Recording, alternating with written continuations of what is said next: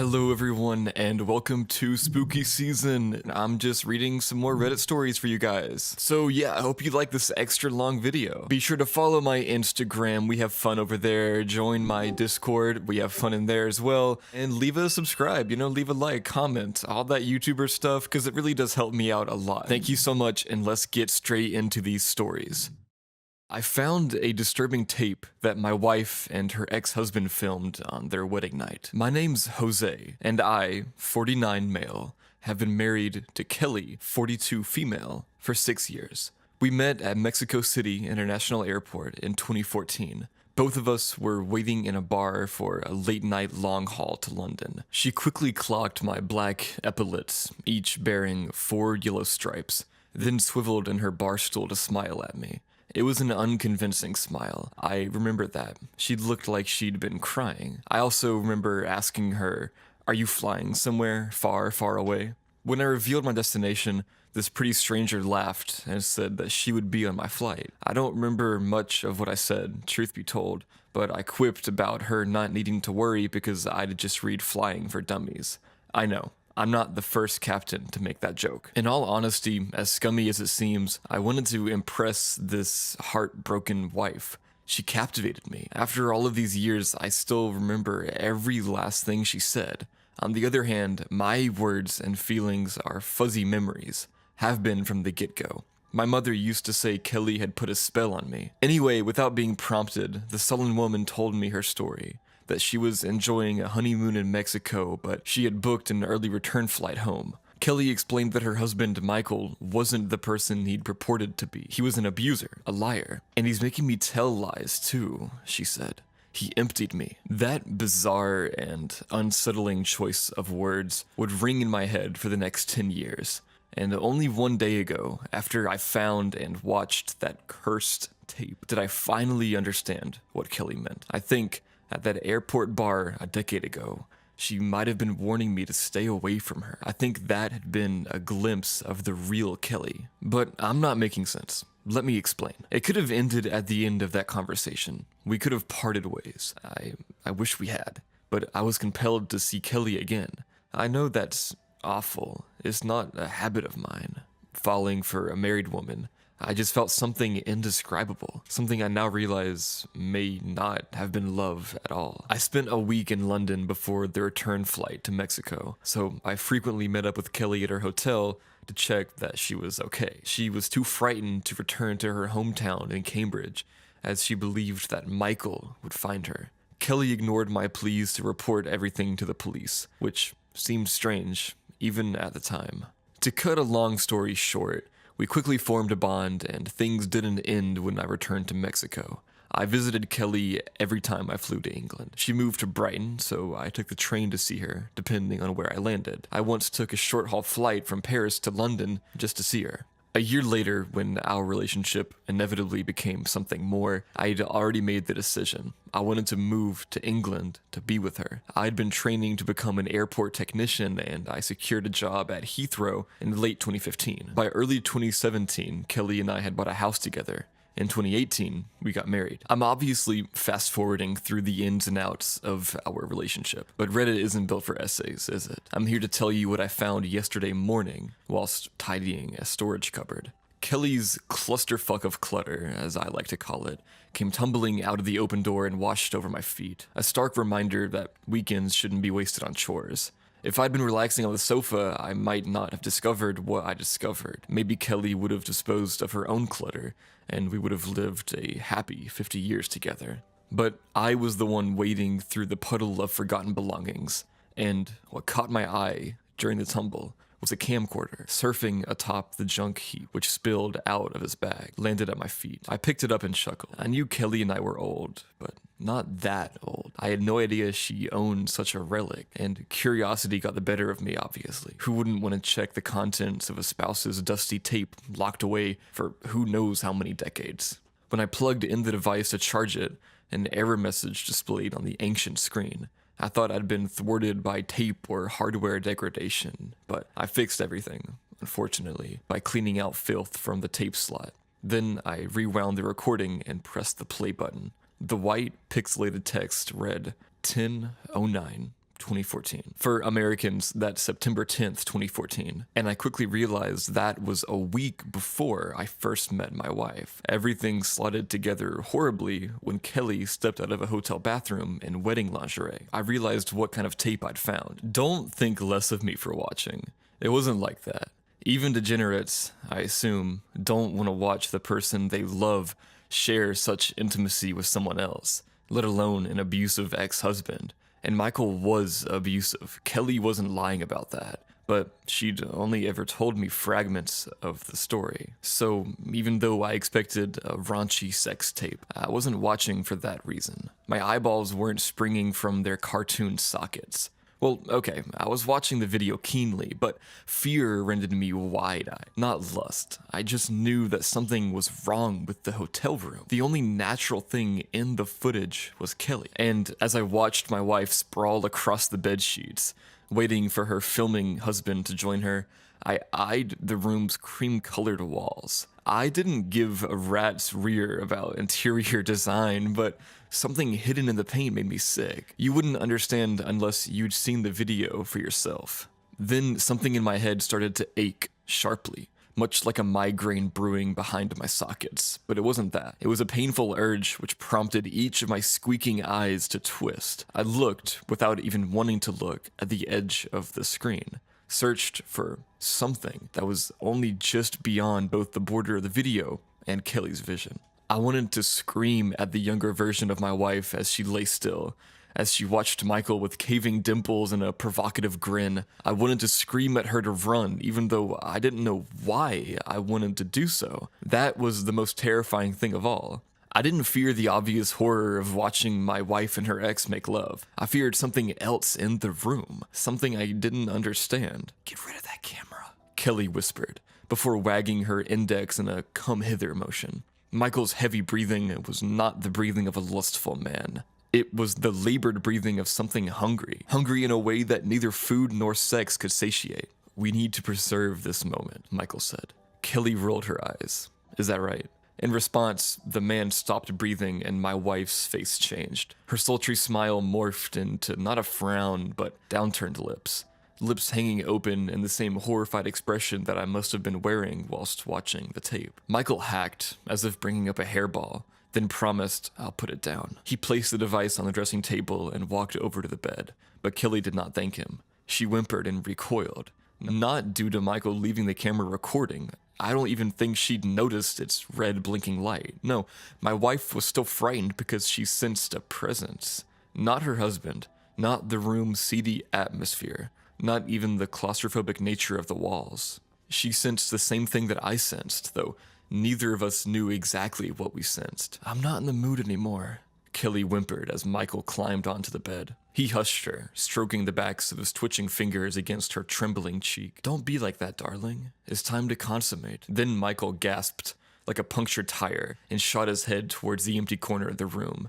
He nodded slowly, but neither I nor the recorded version of Kelly saw what he saw. "If I must," he told the empty air. Then came something I still don't know how to explain. The plaster rippled as something behind the wall pressed against it, tried to get out, like a hand forming a shadow puppet. Something about the shape was illusory. It could have been a man, could have been a monster. Its outline rapidly changed from a tall thing with arms and legs to the misshapen blob of indiscernible segments. After less than a second or two of the wall bulging, its plaster flattened again, and the living shape was gone. Kelly screamed in synchronicity with me, but she hadn't even noticed the anomaly. She was staring unblinkingly into her husband's eyes. "What's wrong with your face, Michael?" she cried. What terrified me was that even when the camera caught his face, I didn't see any supernatural change in Kelly's former husband. Didn't see anything other than a very human man. One with an unkind smile and dead eyes, perhaps, but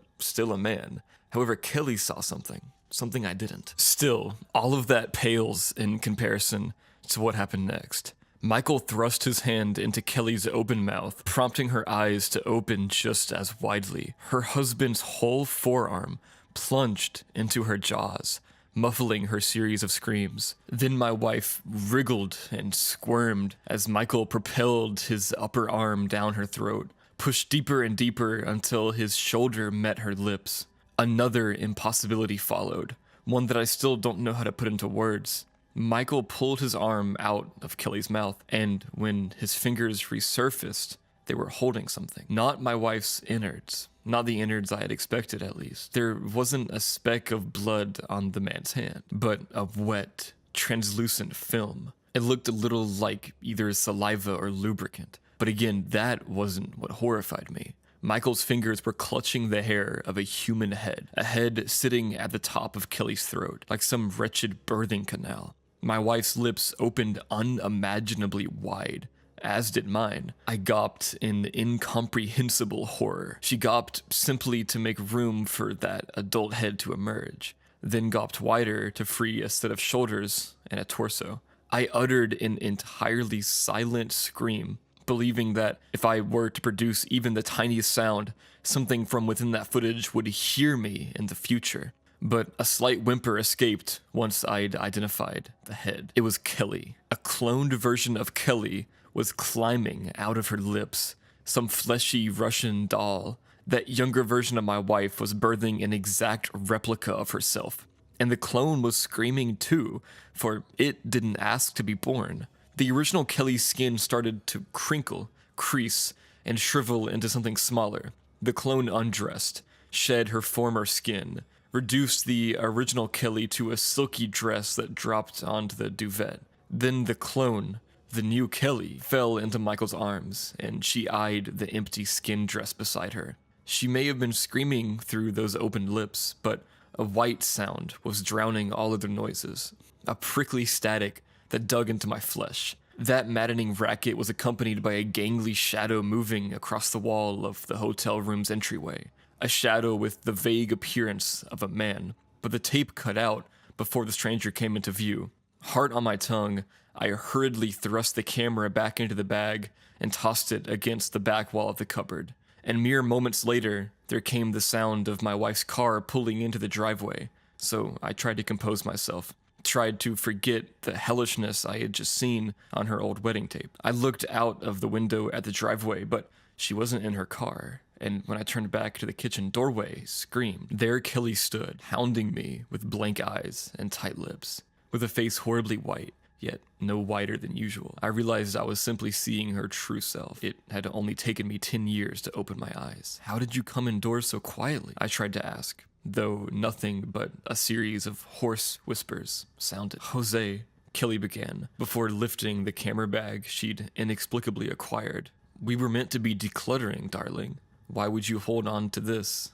I tried to answer, but I was startled by my wife's sudden step towards me. A solitary step, followed by a gasp and a jolt, much like her ex-husband in the video. Then Kelly looked towards an unoccupied corner of the kitchen and said, "If I must." Upon hearing that echo of Michael's haunting words, I ran, barged past my wife, who seemed either unprepared or unbothered by my escape. I ran out of the house, leapt into my car, and drove away from my life. I've been on the road for more than a day, stealing bursts of sleep in service station car parks. It's currently 2 a.m, and I was just awoken by the sound of white noise. Not from a playing videotape, but from the world around me. That static drowned everything for one horrendous minute. I didn't want to look out of my driver's window, but there also came that familiar strain behind my eyes, a coded warning from my brain. And when I sat up to look outside, I locked eyes with a large truck parked a couple of spaces to my right. That was when I yelled until my vocal cords gave out. The side of the vehicle rippled in much the same way as the wall of the hotel room, rippled to form the outline of a man inside the storage compartment. He was pressing against the truck's side, trying to push through the metal. The shape quickly lost its definition, then it became nothing at all. All that remained was an abandoned truck in a near-deserted car park. I didn't know what to do. Please help me before that thing finds me, before it pulls something out of me. I'm stuck in a hospital. Even if I find a way to leave, I'm not sure I should. The last vivid memory I can recall was walking across campus toward my apartment after my morning classes. I remember being in a good mood and had nothing to complain about. The weather was nicer than I would have expected in the middle of October. It was sunny as ever, warm, and calm, save for a light breeze of cool and refreshing air carrying with it the comforting scent of autumn. The sound of crunching leaves was replaced by my boots meeting the concrete beneath them as I took my final steps from the sidewalk into the crosswalk, and then pain. Pain was about all I can remember after that, and it was everywhere. I can't recall what I saw, where I was, or what happened. A few screams filled the air around me, but I couldn't be sure if they were real or if they were a part of some twisted nightmare. I can faintly remember voices here and there. Between the voids of nothingness, I can only assume to be me falling unconscious. What they were talking about is a blur to me.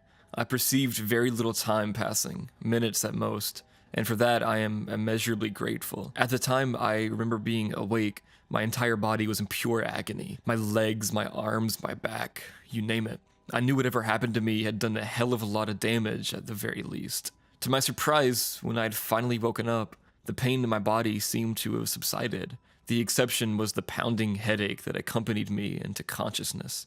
The incessant buzzing of whatever light fixture must have been on the ceiling agitated me further. Now I could at least tell that I was in what I presumed to be a hospital bed. I let out a grunt as I unsuccessfully attempted to open my eyes in the brightly lit room. I quickly realized I wasn't alone. Upon uttering my grunt, footsteps approached my bedside before the vision through my eyelids was darkened. A cold, fresh towel was gently laid over my face, somewhat quieting the annoying ambient noise of the lights. "There you are, dear. Just relax now." An exceptionally calming, welcoming, and mature voice of a woman whispered to me, something that caught me off guard. I attempted to thank her, though my voice was so dry and coarse that only a sad, incoherent moan. I attempted to thank her, though my voice was so dry and coarse that only a sad, incoherent groan escaped. I heard a few more footsteps move away, and then toward me again, before the woman asked, "Sit up for me, dear, will you?" I did as she asked, while she gently kept the towel applied to my face with her hand so as to not let it fall. A paper cup met my cracked lips and tilted as cold water entered my mouth. The sensation was so blissful it caused me to reach up with my own hands to tilt the cup further, pouring the entirety of water down my throat.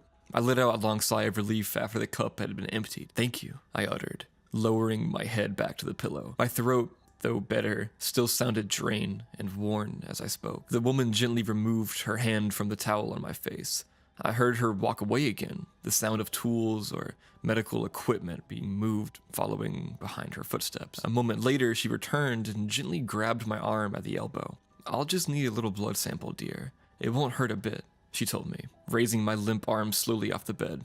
"Oh, okay," I replied, hesitant due to the cloud of confusion that still engulfed me, rather than fear. Fear didn't seem like a possible emotion right then. I didn't know a thing about this woman, but her presence commanded trust and comfort. I felt the needle be inserted into my arm, and though it stung a little, it wasn't nearly as bad as I expected. This is when it finally occurred to me that I truly had no idea what was going on. "Wait, where am I? Am I in a hospital? What happened? Who are you?" I asked. The hint of panic in my voice grew with each question. I felt the needle exit my arm, followed by the woman wiping and bandaging it. Her soft touch alone was enough to cease my panic. "Yes, you are in a hospital. You were hit by a driver who was going far too fast through the little crosswalk, it would seem. And I am Dr. Wernick. I've been assigned to care for you until your release," she answered. Her last remark was filled with excitement, a clear indication she felt happy for me being able to leave soon. I felt a bit happy upon hearing such news, though I couldn't tell for sure if that's how I should feel. Being in a hospital in the first place was just as new information. More than anything, I felt tired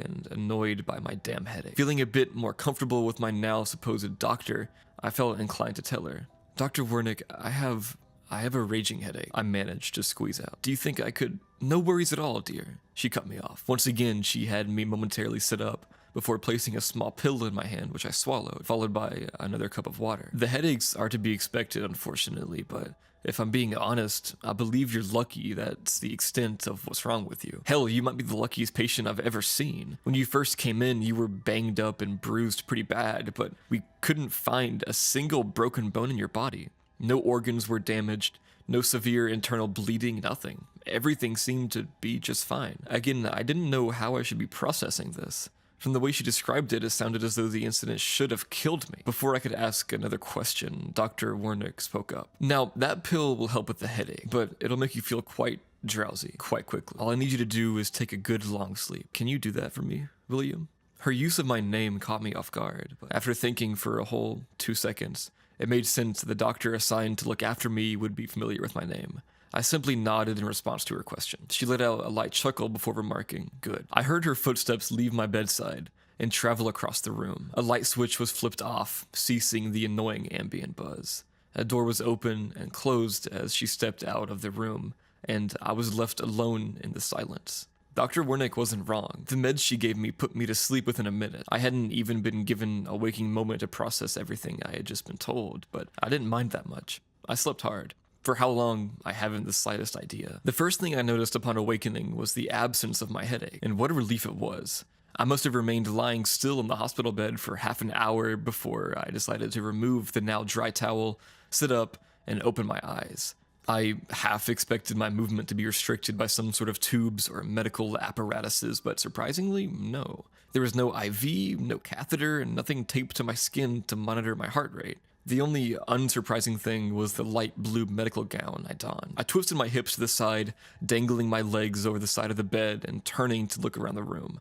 I couldn't see anything. I slowly pushed myself off the bed, letting my feet contact the cold, hard floor. Standing up and walking felt especially odd, as if I hadn't done it in a long time, and, well, maybe I hadn't. I carefully stepped in the direction I remembered Dr. Wernick walking when she left the room, arms stretched out in front of me to feel anything I might run into. Eventually, I found a wall and followed it to a door. The handle refused to open. I traced my hands around the door until I finally found a switch, flipping it on with excitement. The sight before me, though familiar at first, seemed to become more uncanny the further I observed. Yes, this was a hospital room of some kind, but not like it should have been. Both old and new at the same time. Old in the sense that almost nothing in there looked like it belonged in this century, save for the box of gloves and hand sanitizer. And new in the sense that it almost felt as though I was the one in the wrong century. The green and white tiled floors, bland stone walls, and monocolored ceiling looked more like the kind you would expect to see in an abandoned building, one full of dust and mold infested with roaches and rats. This room had none of that. Everything looked as new and clean as if it were built yesterday. Even my bed was perceivably of an older design and an extremely minimalist one at that. Other than my bed, the room felt overall empty, even with how small it was. Right beside my bed was a metal table with several medical instruments, the names of which I would never be able to tell you, along with a very modern-looking box of medical gloves and a large bottle of hand sanitizer I had mentioned earlier. Additionally, there was a small prescription bottle of pills, though unlike any prescription bottle I had seen before, this one devoid of any labels or stickers at all. My initial thought was one of concern, though I trusted Dr. Vornick knew what she was doing. Next to the table was a small trash can and a large sink with a faucet, and on its edge sat a stack of paper cups. The opposite wall to my bed had another door, the only other one connected to the room. Not having tried to open this one, I thought I should give it a shot. To my relief, the other side was a small bathroom. Like my room, this bathroom was spotless and equipped with a toilet, sink, and shower. Much like the main room, the bathroom had a few little details that gave away the fact that I hadn't been taken back in time, like the unopened packages of soap bars or the automatic paper towel dispenser. Needless to say, having been asleep in a hospital for an unspecified amount of time, I was in desperate need to relieve myself. After finishing up my business and leaving the bathroom, I paced around my hospital room for a minute or two before coming to another realization. Wasn't there supposed to be a button to push to call a nurse over in case I needed something? And with the lack of heart monitors or anything to indicate if I was alright or not, how would anyone know? This line of internal questioning made me curious about what was on the other side of that door. The first one, the one next to the light switch. The one I knew Dr. Wernick must have left out of. I approached and once again attempted and failed to open it.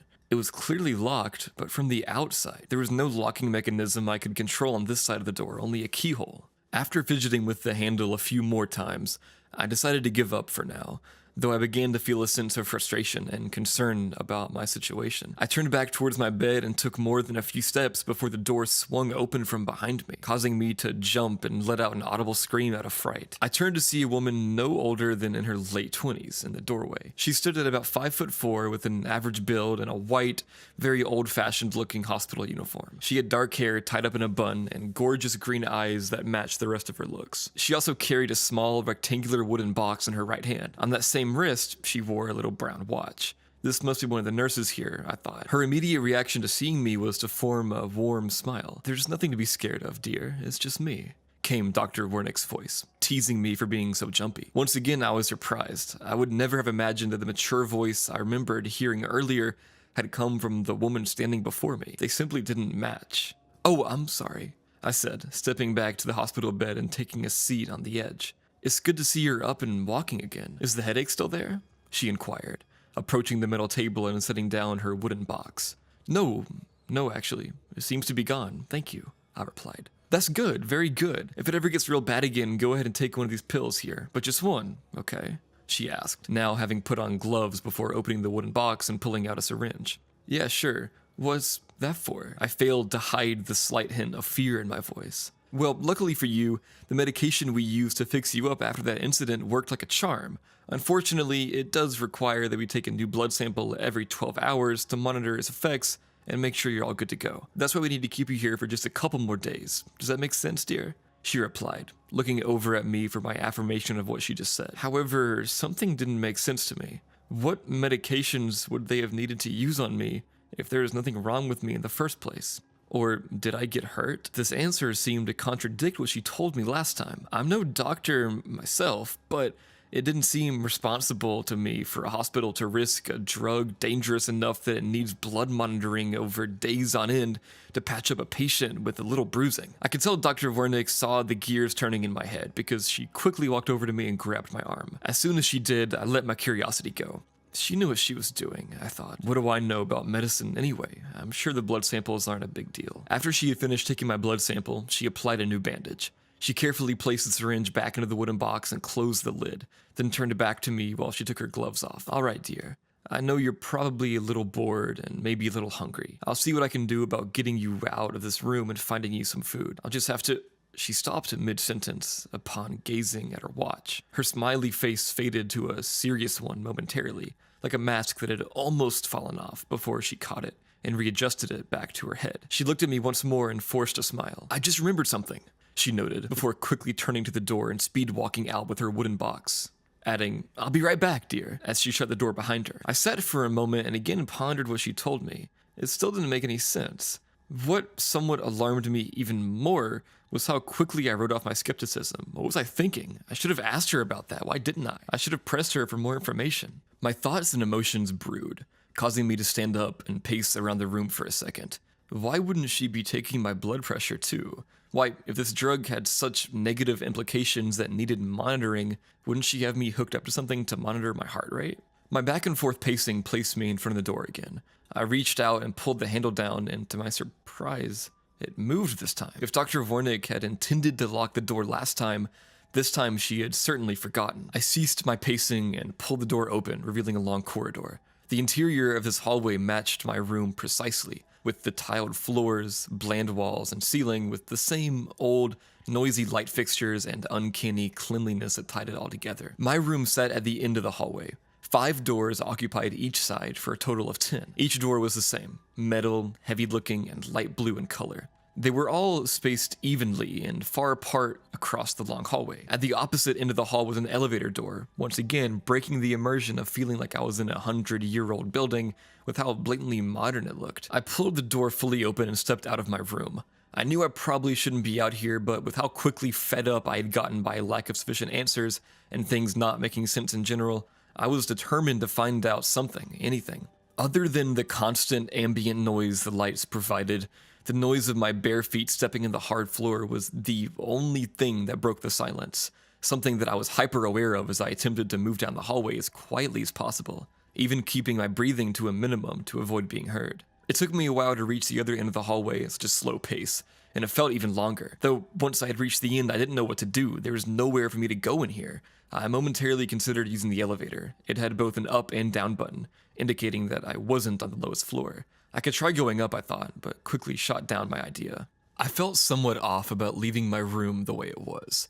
The elevator certainly wasn't going to be the first thing I tried. Instead, I began attempting to open each of the metal doors along the hallway. I stuck to the right side as I moved in the direction of my room. The first three wouldn't budge, but the fourth one did. Before I entered, I turned and scanned the hall, as if waiting for someone to come and stop me. I pulled the door fully open, quickly stepping inside and pulling it quietly shut behind me. This room appeared to be the same size and style as my room, though it didn't appear to have its own bathroom or any other connected rooms as mine did. This room had a single metal table in its center, and its contents made my heart sink upon seeing them. On top of it all were my personal belongings. My backpack, clothes, boots, keys, wallet, and phone all spaced out, as if they were being displayed like a museum attraction. I knew for certain this wasn't a normal hospital procedure. The first thing I grabbed was my phone, which still had a 67% battery and full bars, something that excited and confused me at the same time. I didn't take time to consider it. I needed to act. I ignored the endless list of notifications and immediately swiped to the emergency call menu and dialed 911. After which I impatiently waited, darting my eyes around the room at my belongings, at my phone, and at the door. 911, what is your emergency? I half expected the call to not go through, but I was more than happy that it did. I think I've been kidnapped, I whispered into the phone, immediately aware of how much my speaking had broken the silence of this place.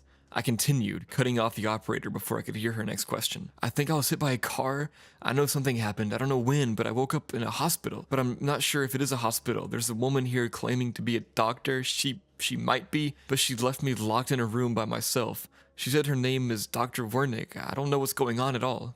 I whispered further into the phone. The pace of my speech was quickened by frightful haste as I continued to speak. As the words escaped my mouth, I reconsidered if calling 911 was the best idea. The more I spoke, the less sense I made, and more importantly, the less it sounded like my situation was an emergency. Then again, I was reminded of the sight in front of me. I had pinched my phone between my cheek and shoulder while I changed out of the hospital gown and into my clothes, throwing the rest of my belongings into my backpack.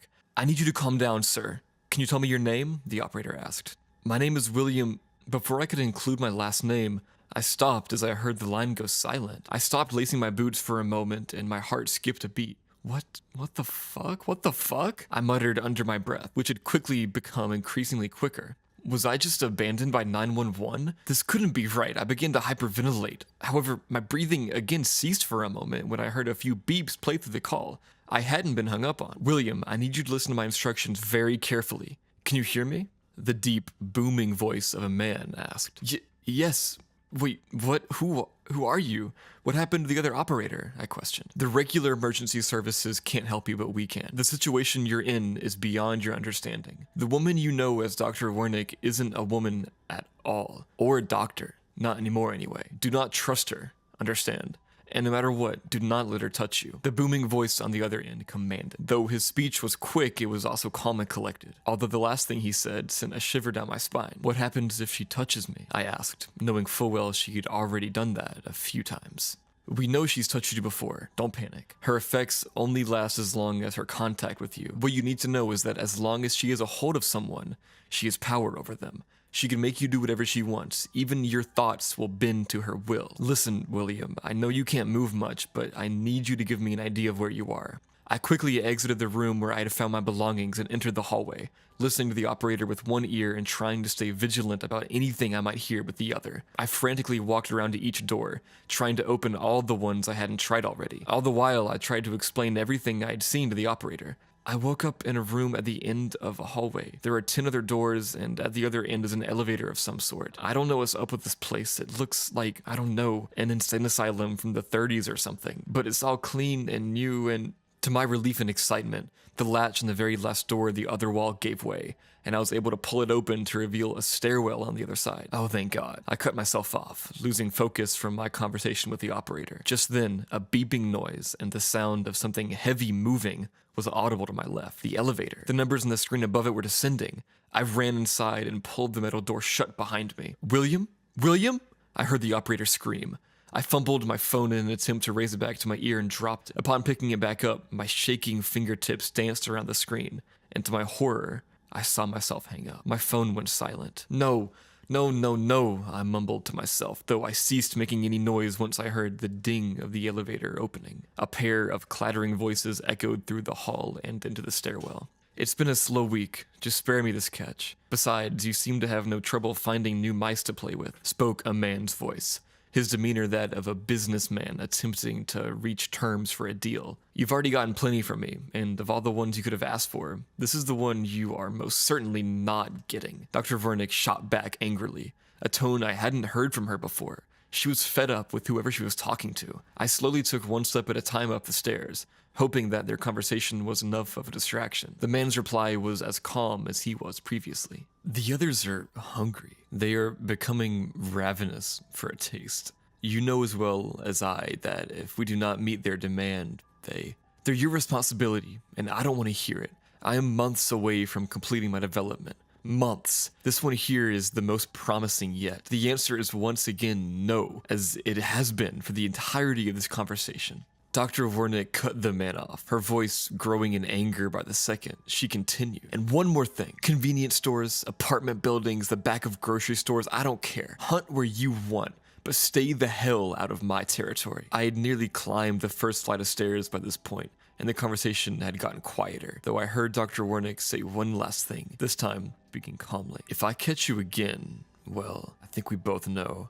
She followed up with a sinister chuckle as if she had made a lighthearted joke. I felt my blood go cold, but kept moving up the second flight of stairs until I reached the next door, labeled as the first floor. The sight before me came as an immediate relief. I found myself in the halls of a very modern-looking hospital. From the floor to the ceiling, everything looked as you would expect the interior of a hospital to look, how it should look. Even brand new medical equipment was scattered about the way you expect it to be in a busy hospital. The only problem that remained, one that took me a moment of wandering the empty halls to take note of, was that I was still alone. Someone was keeping the lights on, someone had to have swept the floor for it to be as clean as it was, and yet there wasn't a person in sight. No patients, no nurses, no doctors, nobody but me. Though the feeling of being this alone was haunting enough, the worst fear came from knowing that I wasn't. Dr. Wernick was still here, and she had to have discovered my escape by now. The thought provoked me to quickly snatch my phone from my pocket and pick up my pace, moving around each corner as quickly as I could, searching for directions, an exit,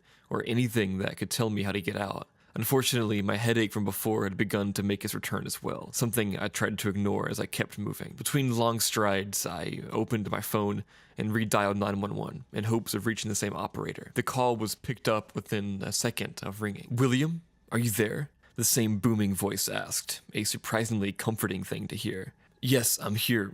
I'm sorry, I accidentally hung up and then Dr. Wernick came back. She was talking to some man. They were arguing about something." I spoke. This time a bit louder, yet clearer than last time. I was more concerned with finding a fast exit than anything else at this point. How did you escape? And what man? What did he look like? No, that doesn't matter. Listen, in order to get out, you need to get through the elevator. Take it when you can. I felt frustrated at the operator's instructions. I can't use the fucking elevator. That's where Dr. Wernick and whoever the hell she was with came from. I got lucky enough that they haven't found me yet. All right, William, I understand. Listen. There's no way for you to get out of there without going through the elevator. What the fuck does it even mean? I said, nearly yelling through the phone and cutting the operator off. Listen to me, he commanded back. I rolled my eyes a little but stopped, becoming aware of my stupidity. He continued, I need you to lie low. Stay out of sight if you can. It's a miracle that she left your phone within reach in the first place, but as long as you keep the call connected, we should be able to find your location. We nearly had it last time, but the call wasn't connected for long enough. Once we have it, we'll be sending in 2 teams we have on standby. They're gonna get you out of there. You're gonna be all right, William, and soon. Although I found his last comments hard to believe, I had an instinctual trust in them. I believed him. I rounded another corner, determined to find a good spot far enough away from that hellhole of a basement, far enough that she wouldn't find me. Oh dear, where are you running off to, and who are you talking to? Dr. Wernick's voice came from behind me, almost playfully. I froze in place, my body feeling rigid and cold. I recalled what the operator had told me. I slipped the phone back into my pocket and slowly turned to face her. She stood about 30 feet down the hall, smiling smiling at me, though the intention behind her deceptive face was clear to me now. "Why don't you come back to your room, dear? I brought you some food," she suggested calmly, though my response was nothing but, "What do you want?" She put her hands up defensively as if to try and calm me down. Her facial expression changed to one of serious concern. She took a step forward. The small act of her getting closer seemed to have triggered my headache to become worse. "Dear, I just want—" "Don't fucking call me that," I shouted. She kept her hands up and approached slowly. With each step, my pounding headache became worse. I raised a hand to my head to soothe the pain as much as I could, gripping the handle of a hospital bed in the hallway with the other. William, I think it's time for another pill. You don't look like you feel so good." My fear turned to adrenaline. It might have just been the heat of the moment, but I felt like I had a higher sense of awareness. I could feel the blood running through my body with each heartbeat. I felt my painful moans turn to grunts of suppressed rage. If this was my fight or flight response, it would seem that my body had chosen fight. I raised my vision to meet Wernick's eyesight. "Don't touch me." Though she kept her defensive body language, I saw her facade of a concerned face fade away, and a grin began to crack from the corner of her mouth, something she tried to hold back. She saw my anger, and she liked it. Though it was quiet, I heard the operator yell through the phone in my pocket, "William, what's happening?" She took yet another step closer. I looked down at the hospital bed I had held on to for support the moment before, the one my hand was still attached to. An idea entered my mind. One that felt alien to me, as if it wasn't me who thought it up. Throw it. It made no sense. The hospital bed before me was a modern one, a big one, the weight of which no one on earth could move with ease, much less throw, though at that moment my mind didn't have room for such rational thoughts.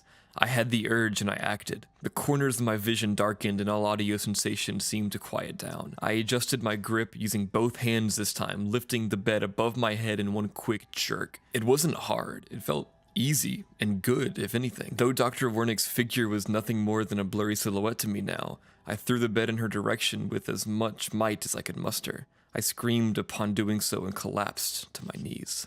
The bed went crashing down the hall with ferocity, though to my misfortune had narrowly missed Dr. Wernick. My vision and hearing returned to their normal state, just in time to see Dr. Wernick look at the destruction I had just caused, and then back at me with a wide, tooth-filled grin of satisfaction. She continued her approach, no longer feeling the need to keep her defensive stance. I crumbled from my knees to the floor entirely facing up. I began to cry. No, please. I managed to squeeze between sobs. Dr. Wernick now stood directly over me. Now, dear, I think it's time for another pill," she whispered, reaching a hand towards me. The sound of rapid gunfire broke out in the hallway. Dr. Wernick retracted her hand and recoiled in pain, accompanied by a scream. I looked past her to briefly get a look at the group of men dressed in tactical gear, grouped up at the end of the hallway. The sound of bullets meeting flesh filled the air around me. Splashes of black liquid painted the floor in front of my feet, coming from Dr. Wernick's back. Quickly it turned to a puddle. Her stance went from one of being provoked to one of being irritated. After a moment, the gunfire ceased, followed by shouts and the sounds of rifles being reloaded. In the brief few seconds of quiet, Dr. Wernick made eye contact with me before letting out a long, horrifying screech. One that sounded as if it came from 10 voices rather than one. Her eyeballs seemed to burn up, their contents melting to liquid, like wax out of a candle until they were no more. Simultaneously, each one of her pearly white teeth fell out of her mouth, clattering on the floor next to me, some of them landing on me directly. I began to propel myself backward with my feet, distancing myself from Dr. Wernick's body, which had begun to contort. The sounds of tearing flesh and breaking bones accompanied her sudden jerking movements. I don't know how, but her bones seemed to protrude from underneath her now stretched skin, which looked as though it were ready to tear at any moment. Her eyes, hands, and fingers grew longer, almost touching the ground at their full length. She spun around, exposing her now shot-up back. Little remained for clothing and skin. The only thing I could see were the back of her rib bones and her protruding spine. She charged off in the direction of the men while gunfire continued. I scrambled to my feet and ran in the opposite direction. I ran faster than I ever have, and luckily I seemed to keep it going. I rounded corner after corner, getting as far away from the gunfire as I could. Once I felt I was sufficiently far away, I pulled my phone back out. Luckily, my call had not disconnected this time. I continued running, but raised the phone to my ear. "What was that?" I yelled through the phone between heavy breaths. "William, I need you to stay focused. Can you will yourself back to the elevator? I panicked at the question, knowing full well that I had traveled too far in random directions to remember where the stairwell was to the elevator. I have no idea. Ever since I got out of that stairwell... Wait, you climbed? Stairs? Have you been running this whole time? The operator cut me off to ask. Yeah. What about it? I asked, hesitantly, stopping in my tracks. William, that's not possible. I felt my heart skip a beat. What do you mean? I asked back, somewhat agitated. There was a pause, and then a deep breath before he answered my question. The gunfire in the background had now ceased. You were admitted to a hospital near your campus 12 days ago after you were hit by a car. You had over 60 broken bones.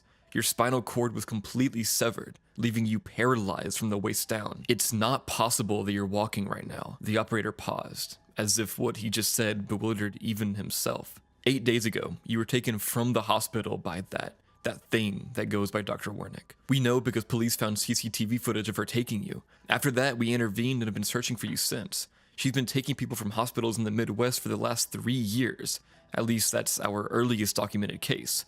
Of the few victims we've been able to find, you're the first one that's still alive, though now I'm not sure if that's a good thing. The adrenaline rushing through my veins made it almost impossible to stay focused on anything the operator had just told me, though some questions began to formulate. What, William, dear? I had been cut off by Dr. Wernick, who I once again locked eye contact with upon turning towards.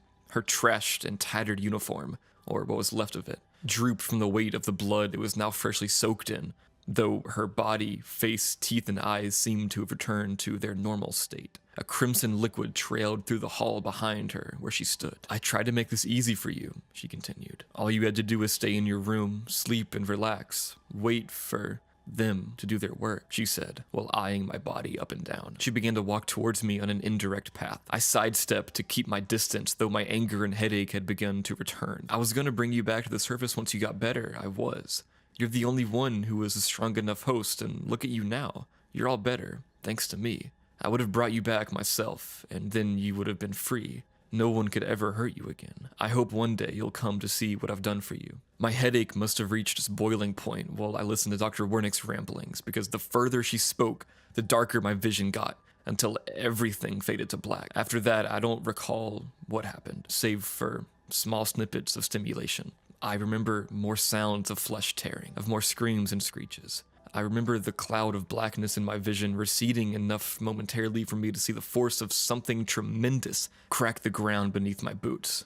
Mostly, I remember what I felt. I felt euphoria as my fist struck violently, breaking bones, as my hands grabbed a hold of flesh and ripped it apart like meat off a bone. Before it was over, I remember opening my eyes to the sight of Dr. Wernick's body being thrown violently through a glass window into the darkness.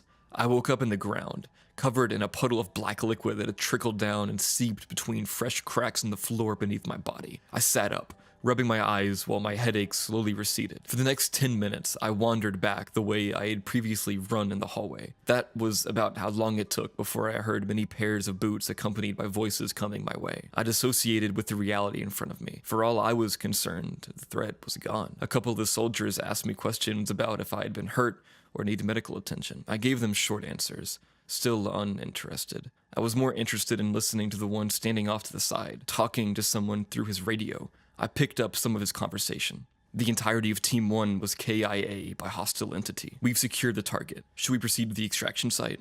The man's face went pale, and his eyes drifted towards me as he received a reply from the other side. He gave some sort of hand signal to the rest of the men, who backed away from me before raising the barrels of their guns in my direction. Again, my memory gets hazy from here. I know I raised my hands and pleaded for my life. All the while, my headache had flared up strong again. I know I heard gunshots all around, and I felt the bullets pierce through my body, but I blacked out even quicker this time. Again, I felt the excitement and pleasure of the destruction I wrought, though the extent of which I'm shielded from remembering. When I came to, I had a fresh coat of dark crimson liquid over the black from Wernick. The men's bodies were in variously sized pieces scattered about the hall. It's been about 12 hours since that last gap in my memory. I've spent that time wandering the halls. I found my cell phone, though it had been smashed to bits in my fight with Wernick. I've searched every door in this place, but haven't found the stairwell. I'm sure I'll find it sooner or later. I remember what the operator said. I needed the elevator to get out of here, though, like the operator, I'm now considering whether that would be for the best. Whatever I am, It's not what I was the day I got hit by that car. Every once in a while, I'll pass by a window, showing the dark emptiness of whatever is outside. They act more like mirrors in this place. I'll stop and stare for a few minutes at a time. Sometimes I'll get a glimpse of the thing that moves under my skin. I'll watch it slither while I think about the same thing over and over. What I did to Wernick, what I did to those men, the sound of their bones shattering, of their flesh being torn apart. If I stare too long, I can sometimes catch a grin forming on the face of my reflection. God help me if I ever do find that elevator. I liked it, and I want more. I'm worried that my hometown doesn't exist. I was born in Sunset Bay, Florida, or at least I thought I was born there. I thought I was raised there, spent 17 and a half years of my life there, went to school there, had my first kiss there, and almost lost my virginity there. But now I can't even be sure. You see, as far as the world seems to be concerned, there is no such place as Sunset Bay, Florida, and there never was. Unfortunately, this story began with Hurricane Milton. As we're all aware by now, Milton was utterly devastating for many fellow Floridians this month, and let me just say that my heart goes out to them all now, well and truly. Luckily for me though, I'd moved out of Florida with my family in 1995, just a few months before I turned 18, and I now reside in British Columbia, here in Canada. Understandably though, when I heard that Milton made landfall in Florida, I was concerned for my hometown. I'd never been incredibly attached to Sunset Bay, and frankly, it's been years since I'd even thought of the place. I have 2 sons and a wife, so there are more important things in my life than reminiscing about my formative years down south. However, when I learned Milton had made a pass around near Big Cypress down by Okeechobee, that got my blood pumping something fierce. You see, Sunset Bay is, or was, or maybe never was, only a handful of miles away. Naturally, I hopped on my computer when I got the chance and did some searching. I looked up Hurricane Milton Sunset Bay. At first, I was relieved to find that I'd come up with 0 results. I figured that meant there hadn't been anything newsworthy there, which could have been good news in and of itself. But I was soon struck by the realization that I wasn't seeing any news about Sunset Bay because the search engine had taken the liberty of assuming I was talking about Sunset Beach down on Treasure Island. So I tried rephrasing. Hurricane Milton, Sunset Bay, Florida, Okeechobee. But nothing. All I got was a handful of irrelevant pages on Sunset Beach, Siesta Key, and even Tampa. I was hit each time with a prompt asking me something like, "Did you mean Hurricane Milton, Sunset Beach?"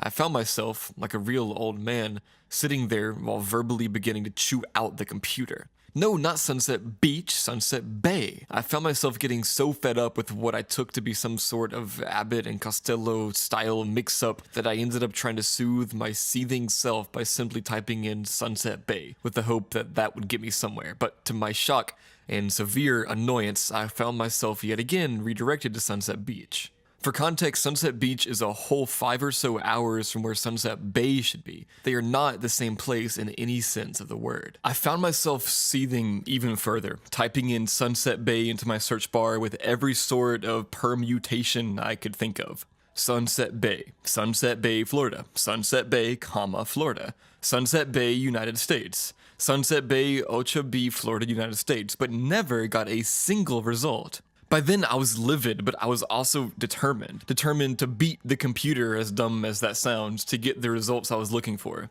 Call me stupid, call me stubborn, call the endeavor pointless. I simply wanted it to work once. But it never worked, not even once. Not even a hint of acknowledgement that Sunset Bay ever existed. Not even Google Maps would acknowledge its existence. Trust me, I tried. Eventually, it got to the point where I figured that the only way to get this damn thing working would be to stop looking up Sunset Bay itself and instead look up some specific place in Sunset Bay that may have had some sort of website, maybe online reviews, maybe a blog post. Something, anything. So I took a pause, rolled back from the desk, furrowed my brow, and got to thinking. I tried to think of where the most significant internet-worthy place from back home might be, but the moment the neurons began firing off in my mind, I was struck with pain so intense I can hardly even describe it. I'd imagine it felt like how it would feel if your skull was cleaved apart with an axe, and then boiling pitch was poured into the gaping wound. I screamed my lungs out, grabbed my head with both hands, and came careening down onto the floor, gasping and panting like a drowning man. The world felt like it was going out of focus, but my ear on the ground, I could hear the dull footsteps of my eldest son running into the room, followed shortly by my wife as they hoisted me onto my feet as best they could. They asked me what was wrong and why I had shouted, and I could only respond by telling them it was probably nothing, just a bad headache. Even so, my wife, who has some sort of a sick addiction to those medical channels on YouTube, made me promise to see a doctor because she told me there was something called thunderclap headaches, and they could be a sign of something really dangerous. Before you ask, no, I haven't gone yet, but I'm booked in for next week with my GP. To my relief, it seemed as though as soon as the subject was changed and my mind drifted back from the vague memories of my hometown, I felt good as new again, as though nothing had even happened. I gave my family assurances as best as I could, gave my wife a quick kiss and my son a hug, and placed myself firmly back down in my chair. I was back in the saddle, and I hadn't been bested yet. Piece of shit, I murmured as I slapped the keyboard, looking up to see my wife, hand outstretched with some Tylenol for me, to whom I quickly clarified that the computer was the piece of shit, not her. She gave me a quick, understanding chuckle and left, leaving me alone once again with my new arch nemesis, the computer. However, it only took me a few more failed searches to get utterly fed up, and to hell with it later, I was storming out of the room, throwing in the metaphorical towel. I had better things to do with my time, or so I thought. Because that night, as I lay in bed, I found myself grumbling, huffing, and puffing to myself like a candy-deprived child about the whole debacle. However, the more I ran over the whole situation in my head, the more my frustration began to morph into unease, and the more thoughts like, why the hell couldn't I find anything about Sunset Bay? To, why couldn't I find anything about Sunset Bay? Surely is an abnormal occurrence for a town with a public school, thousands of residents, and several notable businesses to simply disappear, not just from the map, but from the verifiable neo-library of Alexandria that is the internet, right? I couldn't take it anymore. My annoyance had morphed into an overwhelming sense of dread, and I found myself in desperate need of some assurance that this was all some huge mistake. So I went digging, not through the computer this time, but through an old wicker cabinet by the edge of the bed full of keepsakes and mementos. After a few moments of searching, I found what I was looking for, my middle school yearbook from Sunset Bay Public School. An incredibly creative name, trust me, I know. To not wake my wife, I slipped away with the book back into my office, cracked it open across the desk like some sort of ancient scroll, and found my dread quickly turning to terror. There I was. My page was bookmarked, and to my right should have been Brock Tanner, but I found my greasy, pimple-pocked face next to a pale gray square, and beneath, where the name should have been, was an amorphous black sludge, like the ink had been nearly rubbed out with a cloth. A misprint, maybe?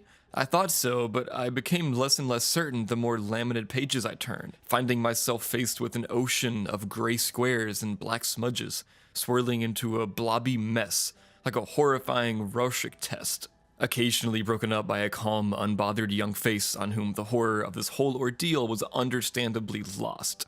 Eyes glued to the page, I found myself fumbling for the landline, dialing the school's phone number as if from muscle memory from all those days playing hooky as a kid. It never even crossed my mind that even if this was some huge misunderstanding, they'd be certainly closed in the dead of night. But the phone rang. It rang, and then it rang again, but a little softer, and softer still. The quivering sounds of the line grew faint and distant, quieter still, as though the phone were being dropped down a bottomless pit, falling away until it was entirely indistinct. I nearly screamed in surprise when, breaking up the dead silence, a robotic voice boomed, crackling and monotone, telling me the call was unable to be completed as dialed before booting me out, leaving me right back where I started, eyes wild, panting in distress, fists clenched on the arms of my chair. Mackenzie, I stammered to myself, in a fervor now, glancing down at the face of Mackenzie Connors, one of the few remaining human buoys in the ocean of nothingness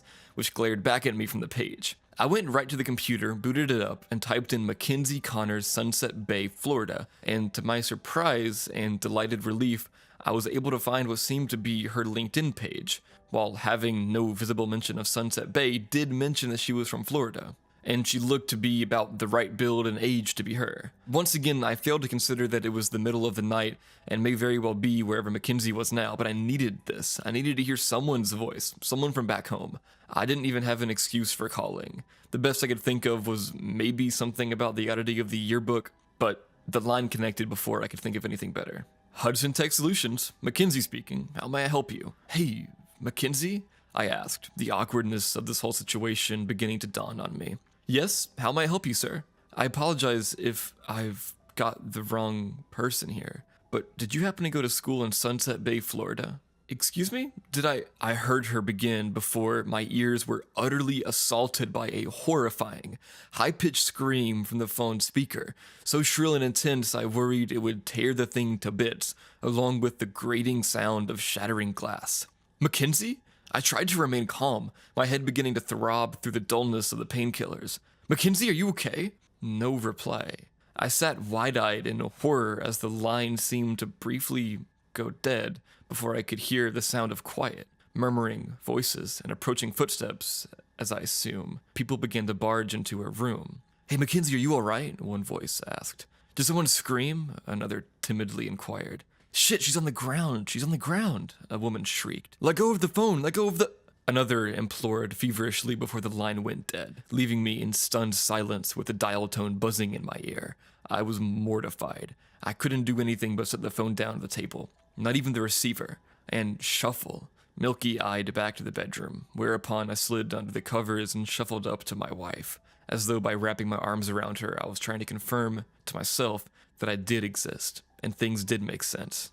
I wish I had more to tell you, but as of now, this is where I'm at. I sincerely hope someone can help me here, because I have not, for the life of me, been able to find any external references to my hometown, and every time I try and think real hard about it, it feels like my head is going to implode, or explode, or shatter into a million pieces. Can someone please help me?